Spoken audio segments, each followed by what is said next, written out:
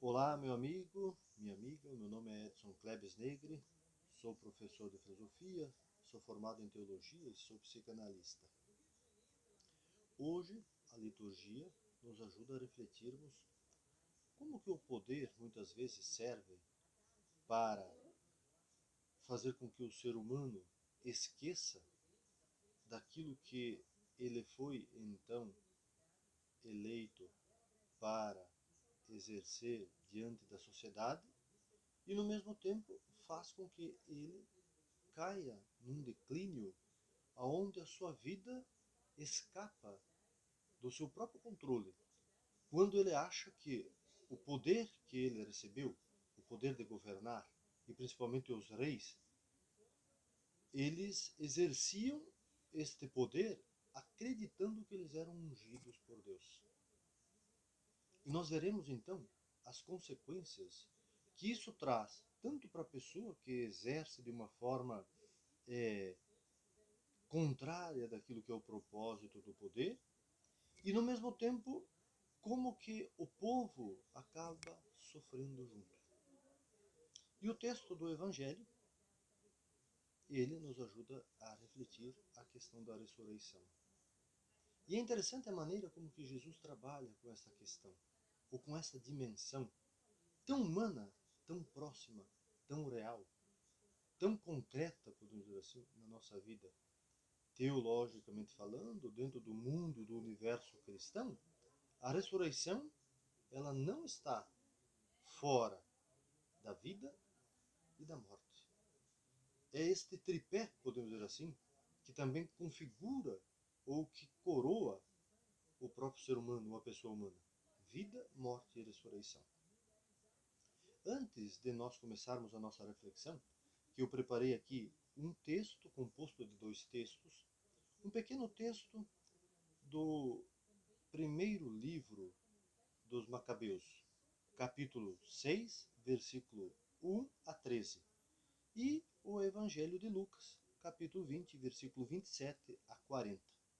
Hoje é dia 20 de novembro de 2021 e também lembramos ou recordamos o Dia da Consciência Negra.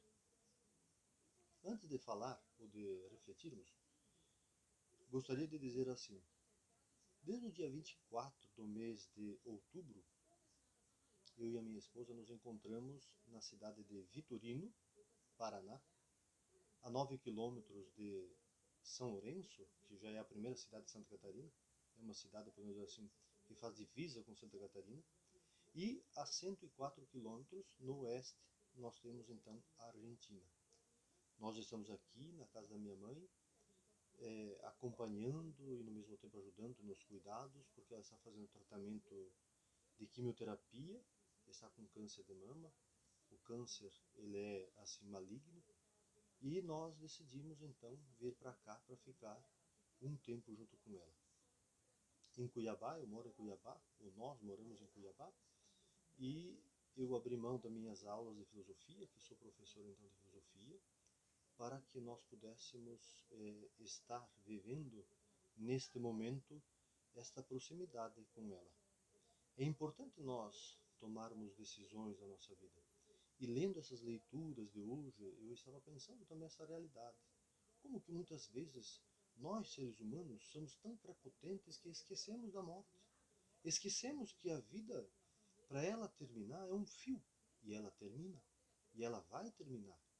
Porque faz parte também da natureza humana a morte. É claro que nós devemos fazer de tudo para que a vida possa vir de forma natural. Natural é quando a vida não é cortada, não é ceifada tragicamente. Meus caros amigos e caras amigas, como é importante nós percebermos que, dentro da nossa fé cristã, nós também devemos, olha o que Jesus vai dizer por N vezes: vigiai-vos, vigiai-vos.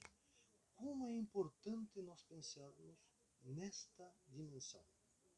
Eu, de forma pessoal, eu gosto muito de trabalhar essa questão, de pensar, de estudar, de pesquisar sobre a nossa finitude, ou seja, sobre a morte mesmo.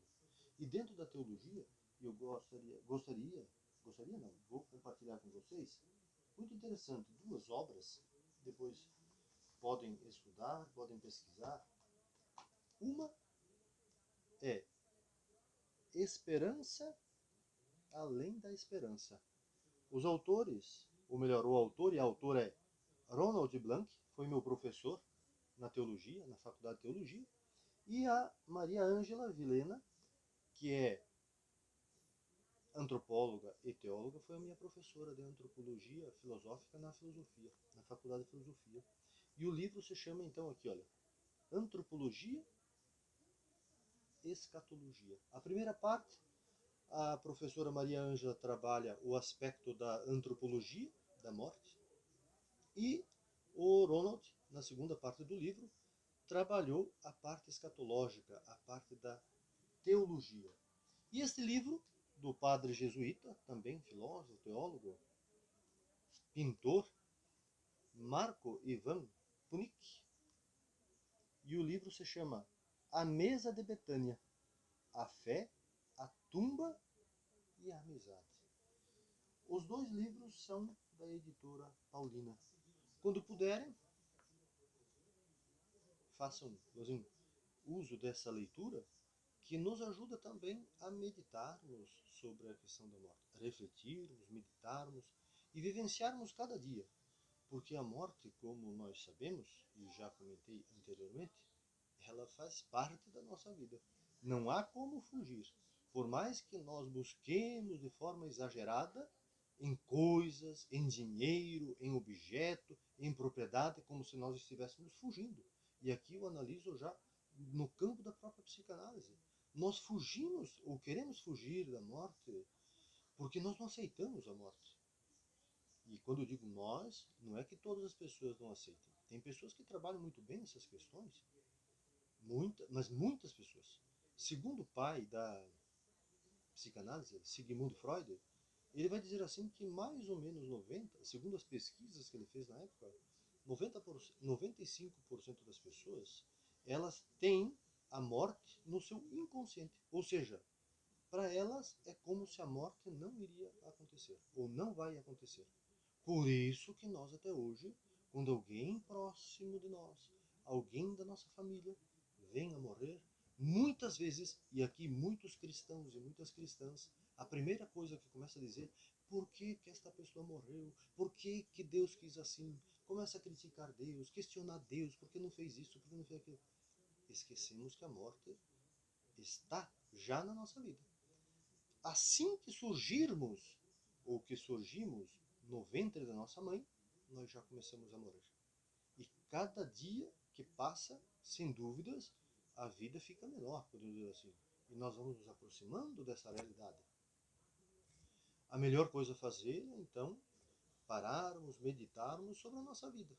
Porque a leitura de hoje, que depois eu peço, então, que vocês possam ler com calma a leitura de Macabeus 6, 1, 13, que vai falar a vida, como que foi triste e trágica, a vida do poderoso rei Seleucida, ou grego, né? Antíoco IV. E aqui eu vou ler, antes de proclamar o Evangelho, ou ler o Evangelho, depois fazer também a reflexão sobre este texto, como que o Antíoco, rei, pensava ou sentia a sua vida. Leiamos então. O texto de Macabeus 1, ou melhor, o texto do primeiro livro do Macabeus, é o relato da morte do rei opressor e bárbaro, Antíoco IV. Este rei na história, ele foi conhecido, ou é conhecido como um rei opressor, bárbaro, violento, agressivo, hiperagressivo. O escritor do livro, que nós não sabemos quem foi que escreveu, preocupou-se com o que pode acontecer aos que são obcecados ou possuídos pelo poder e o exerce pela tirania, violência e assassinatos. Esses três pontos, ou essas três práticas, podemos dizer assim, de um governo brutal, tirania, violência e assassinatos, estavam muito próximos, ou melhor, estavam na prática política, é interessante nós sabermos isso, do Antíoco IV. O texto pode ser dividido em duas partes, o texto de hoje. Na primeira parte, nós podemos dizer assim, a vida e o poder. E o que nós podemos falar da vida e o poder do Antíoco IV? Quando o rei Antíoco IV achava que tinha saúde, exerceu o poder brutalmente e sem sentir que a vida um dia poderia cobrar contas dele. Na segunda parte, nós podemos dizer que a vida e a finitude estão ali ligadas. Quando ele, o rei Antíoco IV, se deu conta, a vida estava no fim e sem volta. Então ficou deprimido, abatido pela aflição e doente de tristeza. Isso tudo está no texto. Vocês poderão ler. Veja, que coisa interessante. Ele esqueceu que a vida era finita, como eu havia comentado, como eu comentei. E isso é um detalhe muito interessante que nós podemos trabalhar tanto na filosofia, tanto na psicologia, tanto na teologia, tanto na psicanálise. Eu fico muitas vezes preocupado quando nós ouvimos pessoas, e eu já até falei outras vezes, mas hoje vou acentuar também pelo viés da psicanálise. Quantas vezes nós ouvimos, tanto na mídia, apresentadores, por exemplo, de programas policiais, e até mesmo nós no dia a dia, pessoas do dia a dia, e cristãs do dia a dia, dizendo que a morte do outro deveria isso acontecer. Matar, matar, matar, essa palavra é repetitiva. Sem perceber que ela é um ser humano. Segundo estudos, uma grande parte de pessoas que cometem assassinatos ou que matam outras pessoas, elas entram num processo de destruição interna. Porque, psicanaliticamente, matar o outro é como se eu estivesse me matando.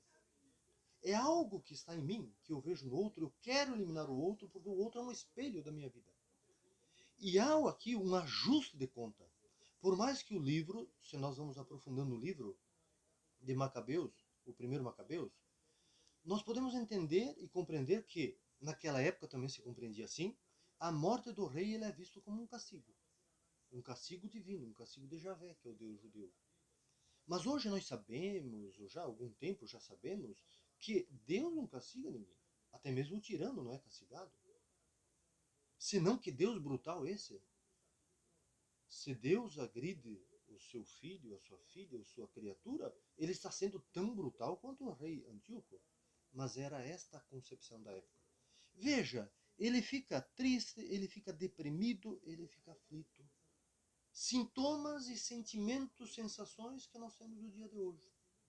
Quantas pessoas muitas vezes estão aflitas e com esse sentimento e que não percebem que tem um sentimento de morte muito aflorado, que o próprio Freud chamou de pulsão de morte. Como nós podemos então substituir, segundo a nossa fé cristã, nós podemos substituir a nossa postura. Em vez de nós trabalharmos a pulsão de morte, nós podemos trabalhar a pulsão de vida. E isso é importante para nós crescermos como ser humano.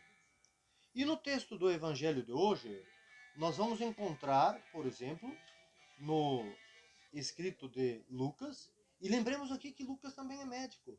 Se antes de dizer, olha só, na primeira leitura citei o psicanalista Freud, Sigmund Freud, que também foi médico, neurologista, o pai da psicanálise. O Lucas foi discípulo de Pedro, de Paulo, primeiro de Paulo, apóstolo, depois de Pedro, e não conheceu Jesus, mas conheceu Jesus a partir do relato de Pedro, de Paulo. Mas Paulo também não conheceu Jesus. E também da comunidade, porque ele era historiador e médico. E é muito profundo e interessante como que ele, Lucas, também se preocupa com a saúde de uma forma muito ampla, na sua plenitude, vamos dizer assim. Saúde física, saúde mental e saúde espiritual das pessoas. As dimensões, né, dos judeus, que são três, né? Corpo, carne, psique, ou alma, né? E espírito. Então leiamos o texto e aí nós continuaremos com a reflexão. O texto de Lucas. capítulo 20, versículos de 27 a 40. Os saduceus afirmam que não existe ressurreição. Alguns deles se aproximaram de Jesus e lhe propuseram este caso. Mestre, Moisés escreveu para nós: se alguém morrer e deixar a esposa sem filhos, o irmão desse homem deve casar-se com a viúva, a fim de que possam ter filhos em nome do irmão que morreu. Ora, havia 7 irmãos. O primeiro casou e morreu sem ter filhos.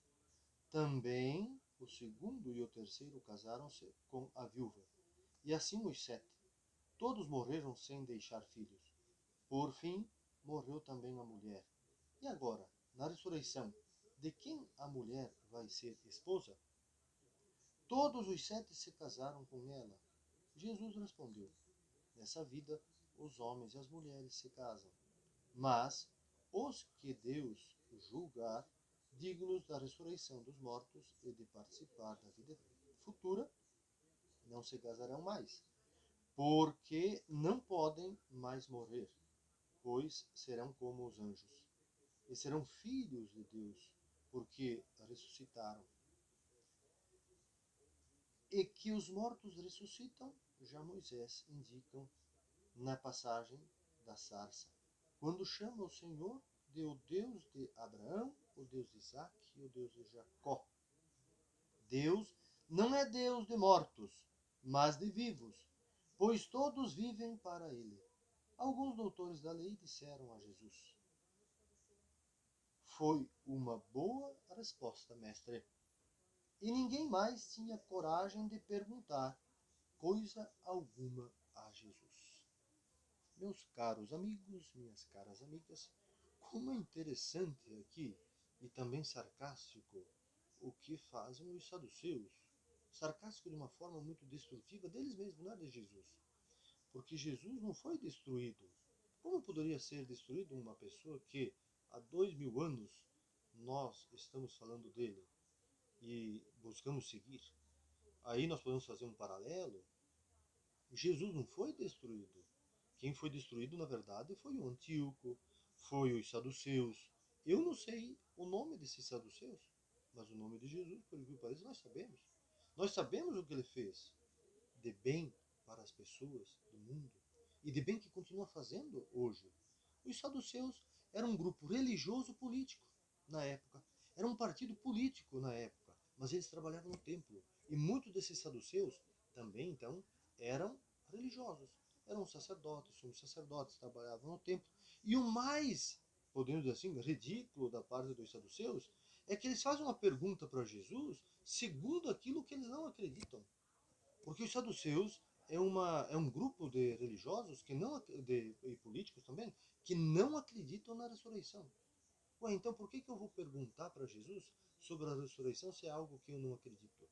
Mas Jesus, delicadamente, suavemente, magistralmente, mostrou para eles um caminho do porquê acreditar na ressurreição e, no mesmo tempo, sentir a ressurreição junto conosco. Sentirmos ressuscitados diariamente. Todos os dias nos ressuscitamos até chegarmos um momento definitivo, mas pleno. Né? E é importante então nós aqui entendermos que a conversa também é sobre a ressurreição, mas aqui Jesus quer dizer que a mulher tem que ser ressuscitada no sistema machista. Se nós lermos então o texto de Deuteronômio, capítulo 25, versículos de 5 a 10, nós encontraremos a lei do liverato. A lei do liverato era: a mulher casa, o marido faleceu. No falecimento do marido, se ele tivesse um irmão, ela casava com um irmão.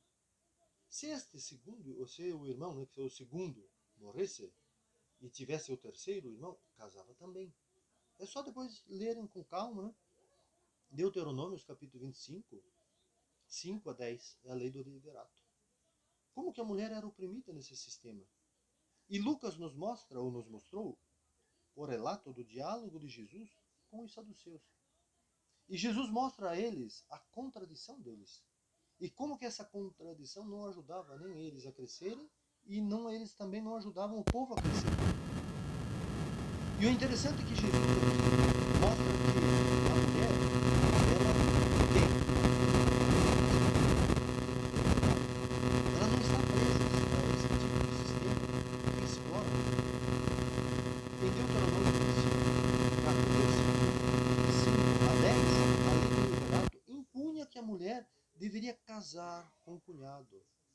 E se morresse o cunhado e tivesse outro, casa de novo, e assim sucessivamente.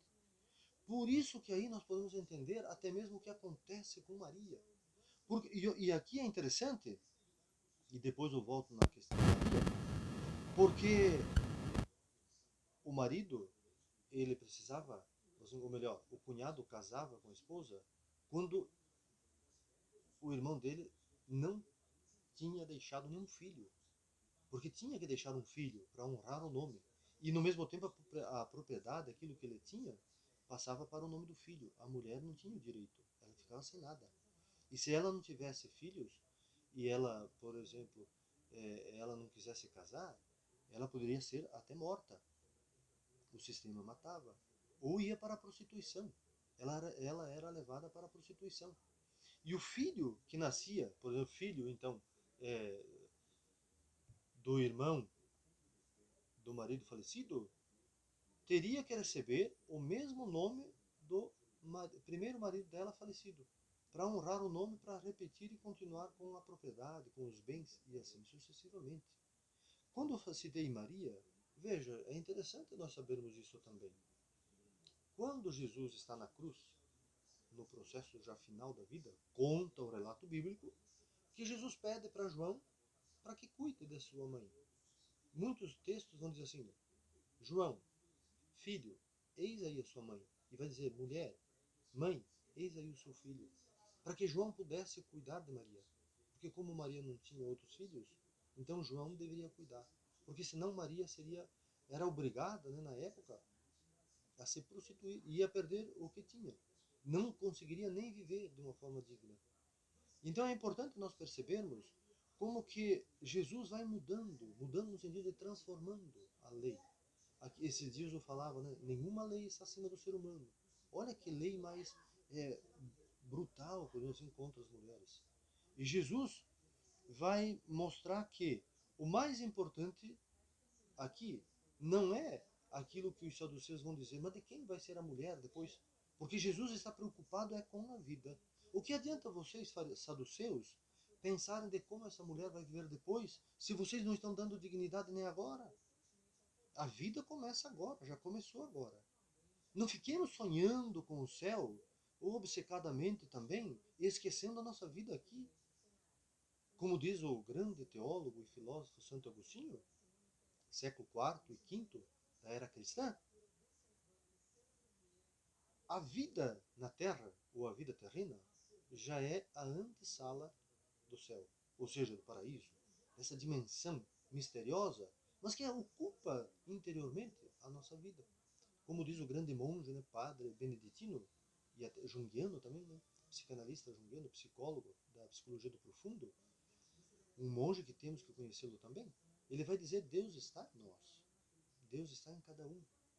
Temos que sentir isso. E a ressurreição de Jesus nos ajuda. Transcendeu.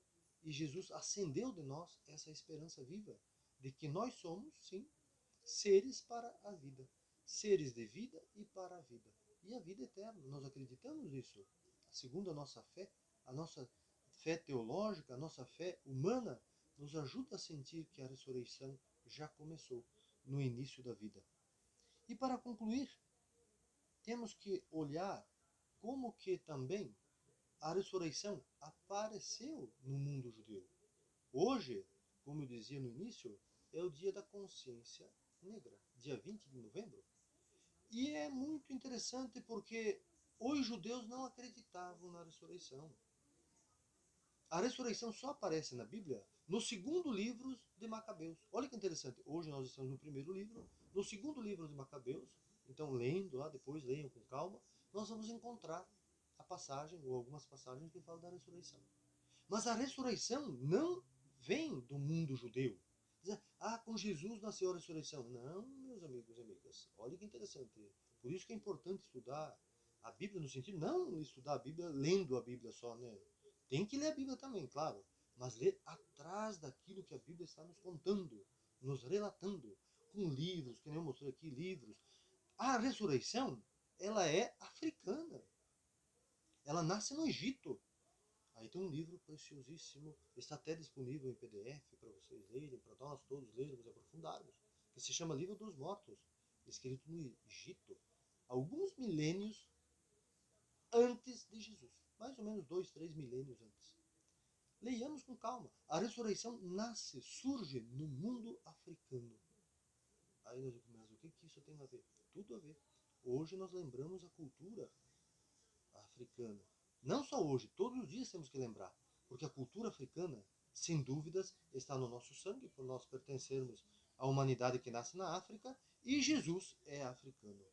Temos que tirar aquela imagem do Jesus branquinho, pele bonitinha, cabelos loiros, bonitos, como se tivesse saído do instituto de beleza, maquiado, olhos azuisinhos, belíssimo. Brad Pitt. Jesus não é assim. Nunca foi e nunca será. Jesus, coitado, estava provavelmente desengasto na vida. Uma terra árida, sol, fome, ameaça de morte. Meus amigos, como seria? E Jesus é palestino? Não é nem judeu no sentido de nascer lá na Judéia. Muitos biblistas e até teólogos dizem que ele não nasceu em Belém da Judéia, nasceu em Belém da Galileia. Da Judéia só para justificar que ele assumiria a monarquia davídica, que Jesus não aceitou. E o que ganhou como identidade Jesus é o Jesus nazareno, é o Jesus galileu. Olha que interessante, não foi Jesus belemita, que quem nasce em Belém seria chamado de belemita. Jesus é galileu, Jesus é nazareno, um certo galileu. Meditem essa música do Padre Zezinho, belíssima, como que ele vai falar sobre isso. Então vejam quantos elementos interessantes para nós, meus amigos e minhas amigas. Na cultura, por exemplo, palestina, muito forte de traços da cultura egípcia, da cultura africana. Porque os palestinos, na época, eles tinham a pele, podemos assim, negra. Então Jesus não é aquele loirinho, como eu já disse. Mais uma vez, o monge, esse monge, o beneditino, né, que é padre também, leiam os livros dele sobre a questão das imagens. Como que a imagem que está aqui na nossa cabeça sobre Jesus, sobre Maria, muitas vezes é uma imagem deturpada. Nós não queremos ver a verdadeira imagem de Jesus. Por isso que aqui eu volto, então, eu falei da questão da ressurreição, mas eu também quero falar da questão da crucificação. Nós queremos sempre um Jesus glorioso, um Jesus ressuscitado também só. E o crucificado onde fica? É como escreveu o grande teólogo da América Latina. Ele é um espanhol, mas vive na América Latina. América Central, Latina porque fala espanhol. É El Salvador, o jesuíta, da faculdade dos jesuítas em El Salvador. É preciso descer da cruz os pobres para que a ressurreição aconteça. Este livro até foi causa de punição quando o João Paulo, o Papa João Paulo II, era Papa, a pedido do Bento XVI, que na época era o José de Ratzinger, porque acharam um escândalo quando ele disse que era preciso descer os pobres da cruz e fora dos pobres não há ressurreição. Escandalizou o Bento, mas o Bento XVI, um alemão que nunca saiu da Europa, por que pareça, para estudar o que significa uma teologia encarnada em outras realidades. O Bento, o José Tarasque, até o próprio Paulo II, né, João Paulo II, se equivocaram. O Papa também se equivoca. São humanos. O problema é que quando entra dentro de uma túnica, nós idolatramos. Quando sai da túnica, nós apedrejamos. Muitas vezes é essa a realidade. Então nós temos que aprender que os papas se equivocam. Se equivocaram muito já. Senão nós nunca teríamos as cruzadas, as inquisições, morte de pessoas. Diziam os pagãos e os gentios, então vamos atacar, vamos matar. Isso em nome de Jesus. Como assim? Tudo isso para fazer uma referência. Olha as práticas de papas também do Antíoco. John Sobrino, quem escreve esse livro, né, que eu falei anteriormente, diz, é preciso descer da cruz. E ele escreve um livro belíssimo, para concluir, que se chama Princípio Misericórdia. E eu não me canso de falar e de refletir e de buscar viver também dia após dia estas, podemos dizer assim,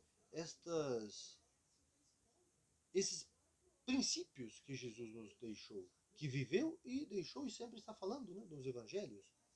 O princípio misericórdia, o princípio compaixão, o princípio amor e o princípio perdão. Se nós quisermos construir uma sociedade digna, onde ninguém oprime ninguém e superemos o racismo, temos que ter compaixão, temos que ter amor, temos que ter misericórdia e temos que ter perdão. Sem esses 4 pilares, a nossa fé é simplesmente vazia, sem sentido nenhum. Ir para a igreja fazer o quê? Se eu saio da igreja odiando, querendo matar os outros, fiquemos em casa. Ir para a igreja, para essa comunidade de Jesus, seguir os passos de Jesus, é enfrentar qualquer tipo de rei, o presidente, o escambau a 4, que destrói a vida.